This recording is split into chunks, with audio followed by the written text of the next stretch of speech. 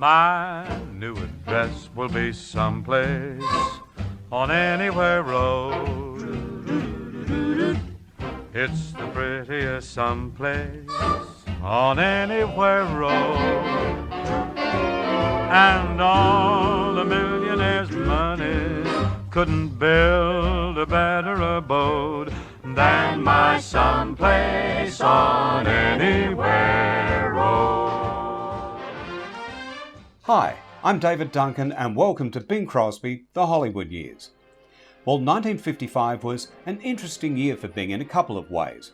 Most notably, it was the first year since 1932 that he didn't have a feature film released in theatres. But that's not to say that he wasn't busy. Bing was initially very reluctant to make the move to television, which makes his decision to star in the first made-for-TV movie even more surprising. Little remembered today, High Tor was the name of the film, and what makes it even more notable was that it featured a young Julie Andrews in her very first screen appearance.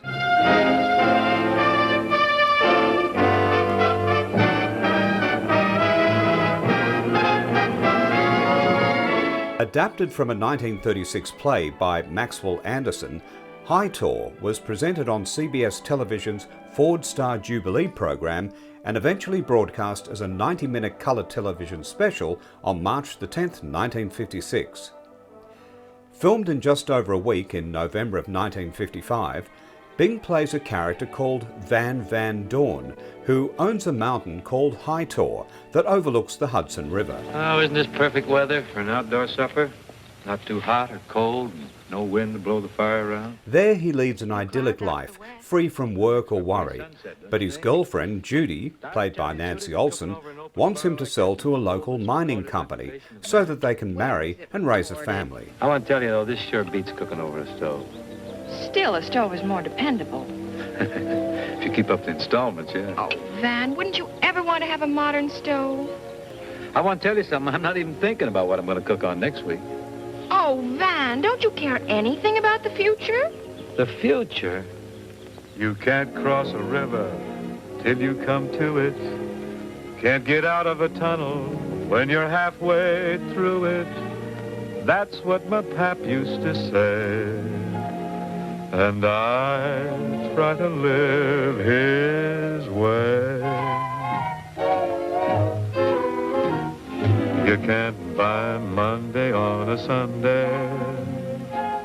Can't buy 3 o'clock at 2. I'm living one day at a time. But if a man works hard and saves his money, he can make himself secure. What does he do then? Takes a vacation. But I'm on vacation now. Why should I work 20 years for something I already got? So I live Monday on a Monday, and I eat 3 meals without a dime. I come to a hill before I climb. I'm living one day at a time. I guess you don't even want money. You won't take it when they bring it to you. Say, you Van Dorn? Sure I am. Well, you're the fellow we're looking for. 2 representatives from the company finally track him down and try to pressure him into selling, but he refuses no matter what the price. You wouldn't move in here with about $1 million worth of machinery and claw the mountain down or anything like that. Well, we always leave the front, the part you can see from the river. I know how it is, Van. We'll forget about it. You had your choice and you chose High Tor. You're in love with your mountain. Also around this time, we learn that a bank robbery has taken place with 3 criminals on the run who escape police and also end up at High Tor. Come on now, just give it more. They're getting closer. We'll get 400 years for this. There's $25,000 in this bag, and some of it's yours. How do you know how much is in it? The Orangeburg payroll is always $25,000. Now, come on. So far, so good.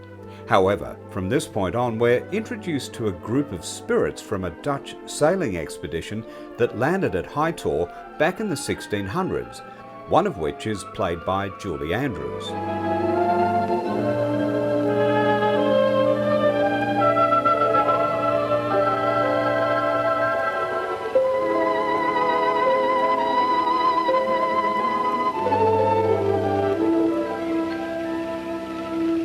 of the new age. Do you hear my voice? Yes. Do you see me as I see you? Yes, lady. You are one of those the earth bears now. The quick, fierce wizard men who plow the mountains down with steel. Oh, no, I hate them all like poison. You're against them, the great machines. I'd like to smash the whole lot. From this point on, things get a little hard to believe and the story does lose its credibility. However, the songs, although not great, help to move it along. This night alone, a little love, a little while, is all our own. A little love, a little while. The past is flown, the memory of another smile is lost in the night and gone. Bing ends up falling in love with the ghostly girl, played by Julie Andrews, who's called Lisa. But in the end, she leaves, and Bing decides to sell the mountain to the mining company, realizing that true happiness cannot be found living on the mountain alone, but rather by forging a new life ahead with his girlfriend Judy. And oh, would I part from you never? Could now be our ever and ever. This little while.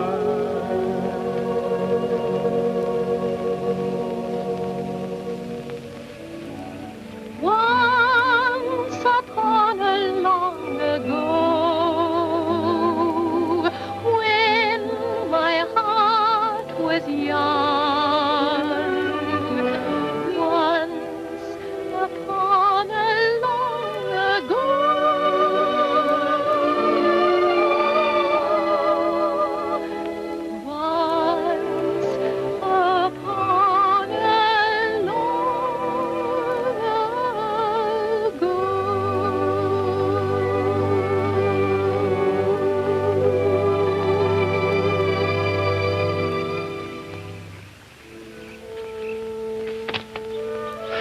Well, selling the Tor is better than carrying a grudge, I guess. Comes to that. Will you find a new place with me? No. It was for Lisa you were calling, not for Judith. You love her, not me. She was a ghost. I'm not so sure about the ways of ghosts. She might come back. I think maybe she was my dream of you and the way you left the mountain barren once you went away. She was your dream of me? Yeah. Take one step toward me, Judy. I'll take one step toward you.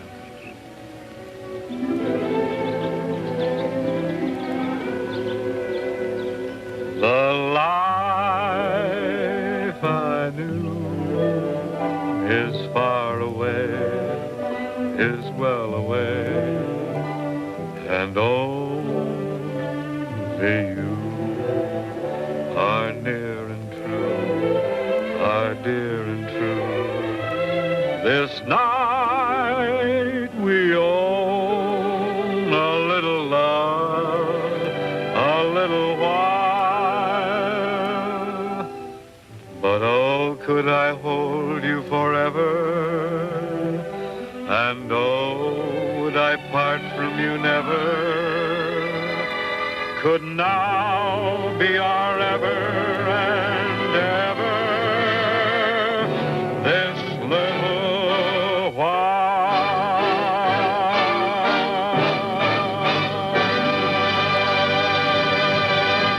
Now, Bing and Julie Andrews enjoyed working with each other, and it's a real pity that they actually didn't sing together in High Tor, and they never got the chance to make another film together.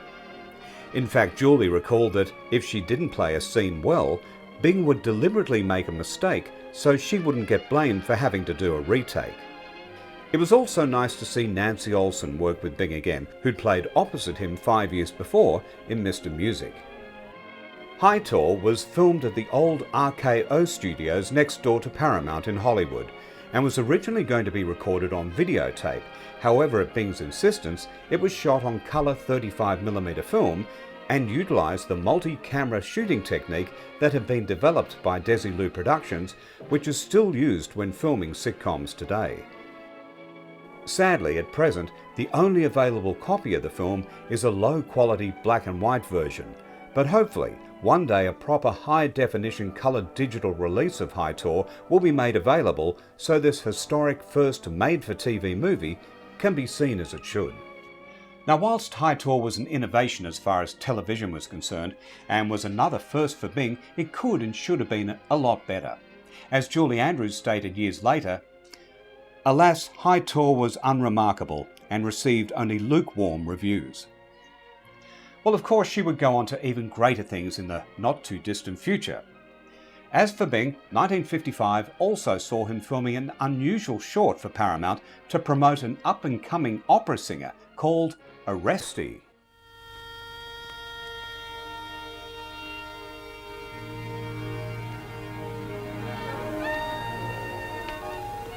Hi, folks. My name is Bing Crosby. I thought I'd better identify myself because this wardrobe's a little unusual for me, but I'm over at Paramount today doing a little singing. Matter of fact, I've been singing around the Paramount stockade for quite a few years. What I'm about to do represents a considerable switch for me because I'm going to plug another singer. This is a fellow named Oresti. That's it, just plain Oresti.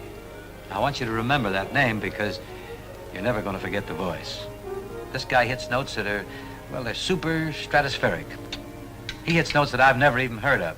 Hey, boys, turn the camera around. Give the folks a listen, will you? Till the stars that weather before